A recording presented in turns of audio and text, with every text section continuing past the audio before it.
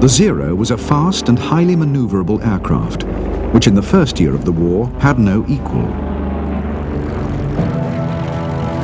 However, its performance had been achieved by keeping weight to a minimum, and that meant no armor plate, self-sealing fuel tanks, or armored windscreen.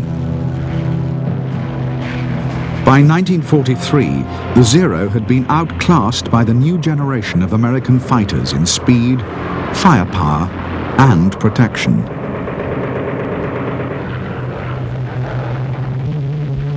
Although the Zero was a fighter, some Japanese commanders realized that it would just be capable of carrying a 550-pound bomb. Flown by a courageous and determined pilot, willing to ram an enemy warship, the bomb-armed Zero could become the most formidable weapon ever directed at an American fleet.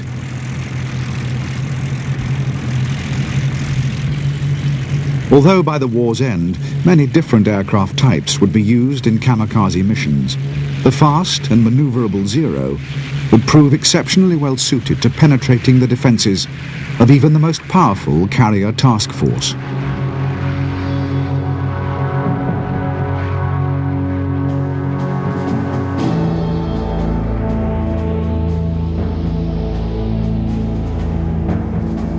The Mitsubishi Ki-21 bomber had first entered service with Japanese Army aviation in August 1938.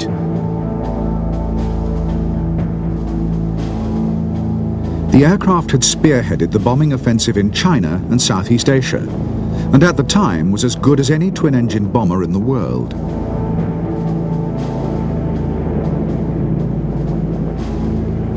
Although by 1944 the Ki-21 Sally was obsolete and suffering heavy losses at the hands of Allied fighters, the aircraft remained in first-line service.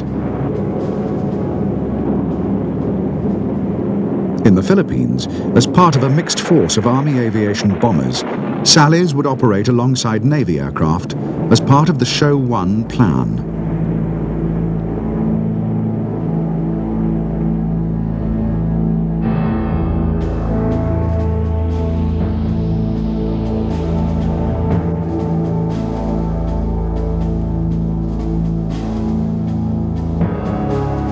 In 10 months to September 1944, the Japanese Imperial Navy had lost more than 5,200 pilots, 42% of its aircrew.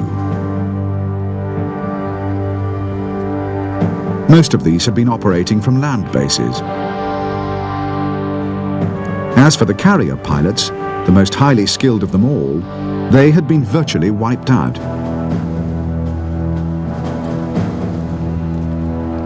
The Japanese Army had also suffered catastrophic losses of aircrew, and at a time when aircraft production was up and substantial numbers were reaching the squadrons, there was a critical shortage of flyers.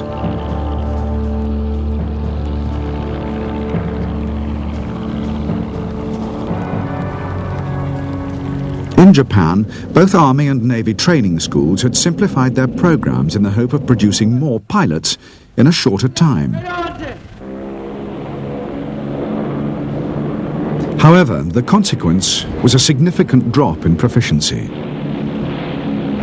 Chronic fuel shortages added to the problem.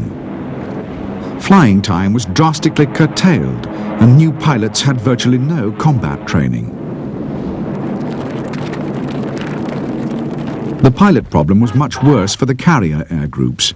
Normally, 400 hours in the air was needed before a trainee could even hope to master carrier operations. And pilots now came out of the schools with only 200. While both Army and Navy tried desperately to train the pilots they needed if they were to have any hope of defeating the next American invasion, the Japanese fleet near Singapore embarked on an arduous training program of its own. Particular attention was paid to anti-aircraft gunnery and night fighting tactics.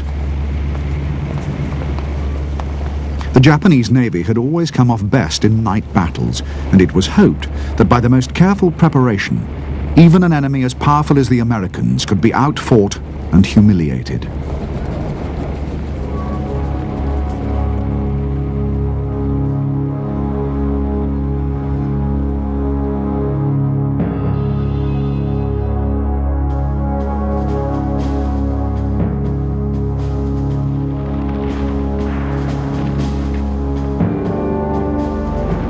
On September the 15th, 1944, General MacArthur's forces landed unopposed on Morotai in the Moluccas, one of the islands that was to be used as a staging post in advance of the Philippines operation.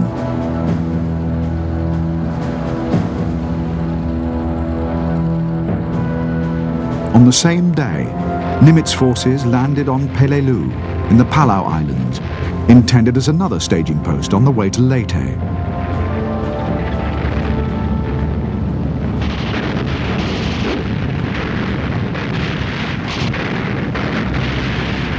The landing forces, the 1st Marine and 81st Infantry Divisions, had been led to expect little opposition on the Palau Islands.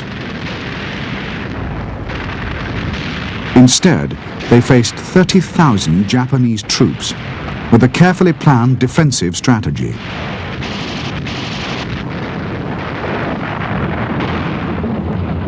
On Peleliu, the Japanese had transformed hundreds of caves into fortresses, and the Americans had to blast the enemy out of each stronghold in turn.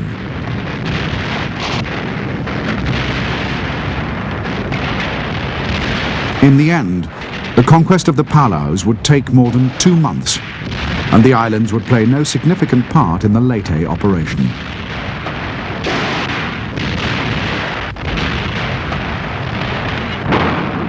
Even as the fighting in the Palaus was still going on, the Leyte invasion force was already setting sail.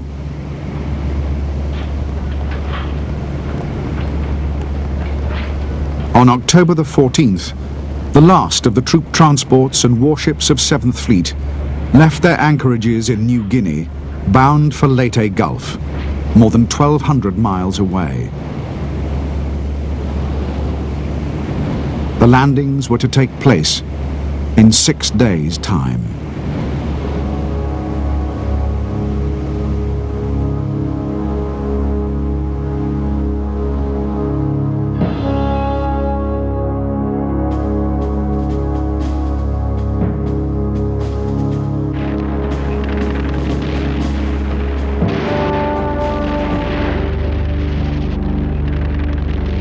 The American landings on the Palau Islands and Morotai in September 1944 were a sure sign to the Japanese that an invasion of the Philippines could not be far away. On October the 4th, radio monitoring detected the aircraft carriers of the American 3rd Fleet assembling. At the same time, in Moscow, the Japanese learned from the Russians of an American plan to bomb Formosa as part of a coming Philippines campaign. The Russians were America's allies in the European war, but ally or not, Moscow preferred that the United States did not win the war in the Pacific too quickly.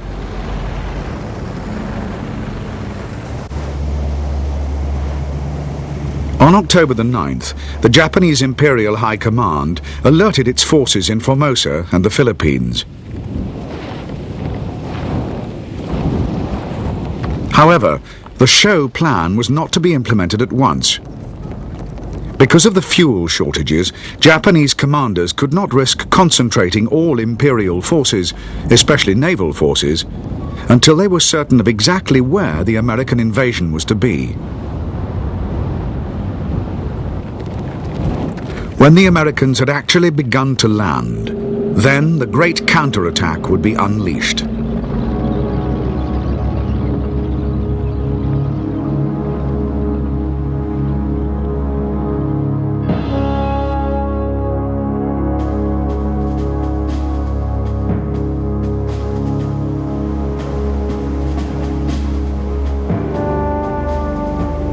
Altogether, the American forces which were taking part in the Leyte operation numbered over 800 ships of all types, with 1,500 carrier aircraft to attack Japanese air and ground forces on the Philippines.